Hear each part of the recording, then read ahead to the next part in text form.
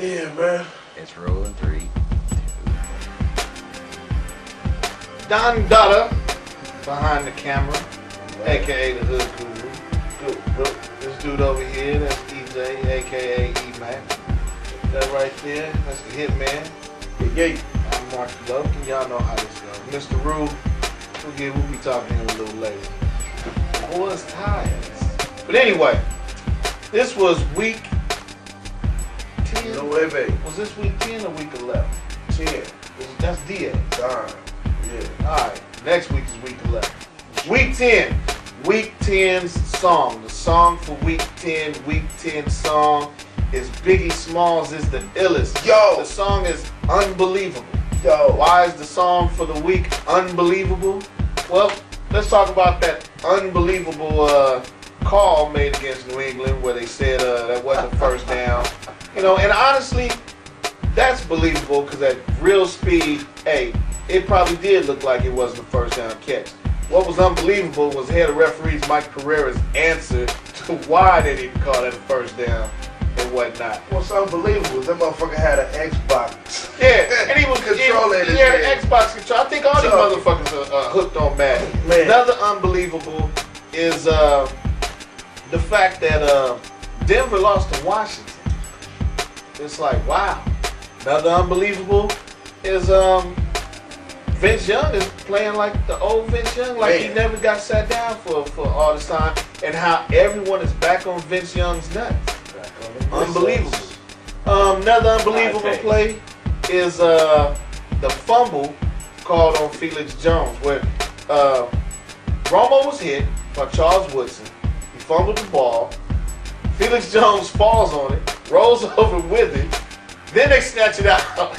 He's touched. And you know, usually when you're touched, you're dead. It's dead. Down by contact. Right. They touch him and they rip the ball out and they call it a fumble, give the ball to the Green Bay Packers. And the same type of shit happened with Miami and Tampa Bay. Goddamn. Unbelievable. But anyway, enough about that. That's the song for the week, and that's why.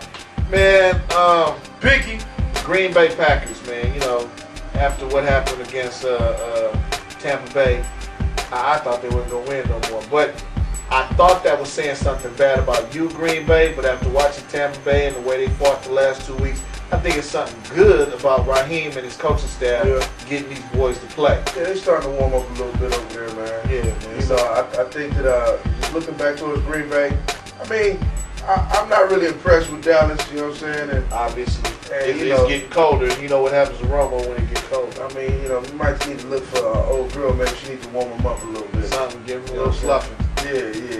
You know, but you know, with Dallas being the way they are, and we kind of called that a while back. You know, talking about the fact that Tony Romo gets all the accolades and all the little hype, and really ain't done shit. You know what I'm saying? It's kind of show up again. Yep. You know, it's getting time close to the end of the year. Time for them to fall off, right?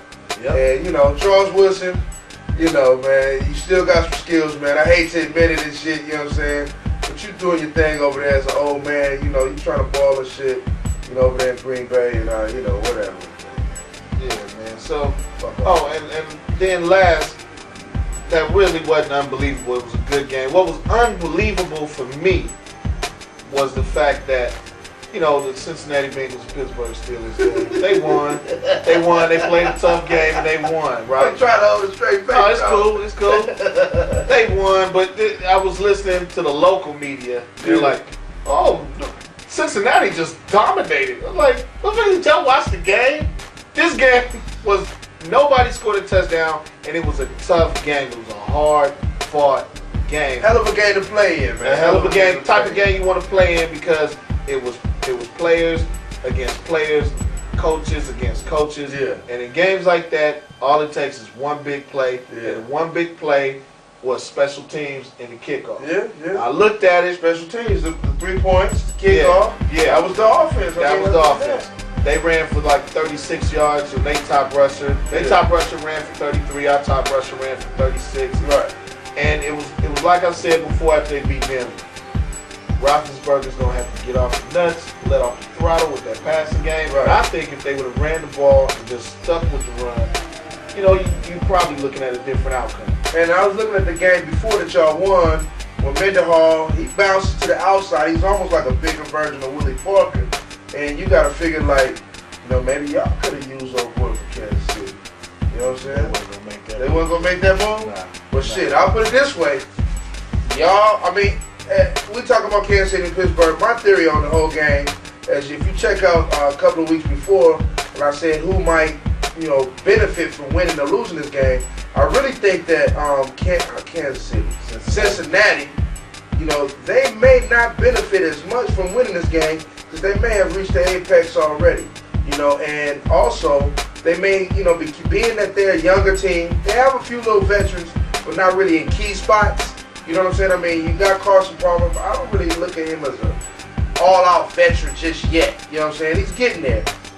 Chad Johnson's a receiver, and he's too selfish to be that much of a veteran to really hold a team down. He's not like a Ray Lewis, that type of veteran. You know what I'm saying? So I really don't see the veteran population on Cincinnati really holding them down so that they can move forward into the playoffs. I think that they will be in the playoffs, obviously. I just think that it's going to be a tough ride. They may falter. Whereas you guys have a little more veteran population, a little more veteran presence on your team.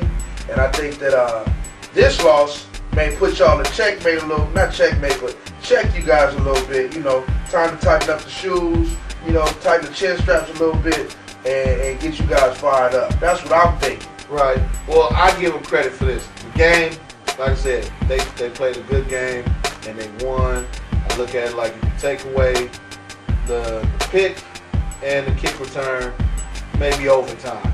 Either way it go, it was a deserving win.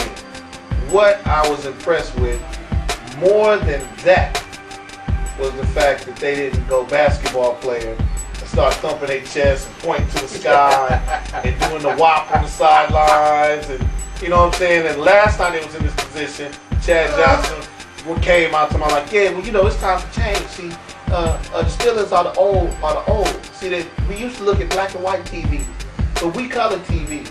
And then they got knocked out by us in the divisional round. I saw them say, hey, it's all good. We won. We pretty much wrapped up the division. We ain't won no playoff games. Yeah. We not Super Bowl caliber. We got to keep working. Well, that's a little scary. That right there, and that's my point. Yeah. That's what was impressive. The fact that they understood that, like, yeah, we ain't really done shit yet. And what you think about what they did to add to their team? We got to deal with their ass this week. Larry Johnson. You know what I'm saying? And his old ass come being like, oh, Raiders? Shit, just put me in. It's like Kansas City. I think, you know what I'm saying? I think if they really know where dude's head's at, it's a smart move. Right. You know what I'm saying? Because of his running style, you can pretty much tell him like, oh, this ain't nothing but dive, dog. You're going to hit the 4-hole and you're going here. Don't worry about the terminology. We'll get to that once you've been here a while. Run hard, man. Yeah. Run straight. Don't pull no hamstrings. There you go. Straight. Just run straight. And then they got the kid the rookie that ran the ball, Scott. Yeah, he looked all right. He did his thing. And it should be, and then he's going up against his old team, so it should be enough if they play Larry Johnson. Right. You know what I'm saying? Yeah. So it gives them enough to let old boy Cedric Benson heal up for whatever's wrong with his hip. You know what I'm saying? Yeah, that's another thing that's impressive. Yeah. They was on hard knocks. They was on that shit. And it looked like they was headed that way when the Denver game happened. They beat the hell out of that shit though. I have to take that shit back because I clowned them like they was gonna just fall off just for being on that bitch. Yeah, y'all about to break that. Well, honestly, the way y'all broke it. Y'all broke it. I mean, they already 9-7. Yeah. You figure they broke it. Yeah. Most motherfuckers at worst 9-7. Already, you at worst 9-7. You figure like, hey, shit. I'm a Raider fan. I take 9-7 like it's fucking 86. Goddammit. Oh, Nick Jerome was fired. Yeah, and they talking about Shanahan already. Yeah, But then the brother, they talking about he impressive, but obviously, because he's never been a head coach, even though he got 60 years at the college level, 13 years in the pros, he ain't ready. Yeah, he's not ready. He ain't ready. You know what I'm saying? How old are you? I'm 42. Nah. Come back to 65. You still fucking 60-year-old. By that time, the cholesterol should have kicked in from all that barbecue. People let you go. But this is a good time on another level, man. Fuck the Bengals and all that shit. But you know what was cool, man? What? Watching two top dogs, those brothers, fighting it out. for the division title. You know, Yeah. That shit was cool, man. Cause I thought Marvin Lewis was gonna be fired in the motherfucking last year. So it's cool to see both brothers out there running things in the AFC. That was cool too. But all the real fuck the Bengals and shit. But that was cool, man. After all of that, fuck them.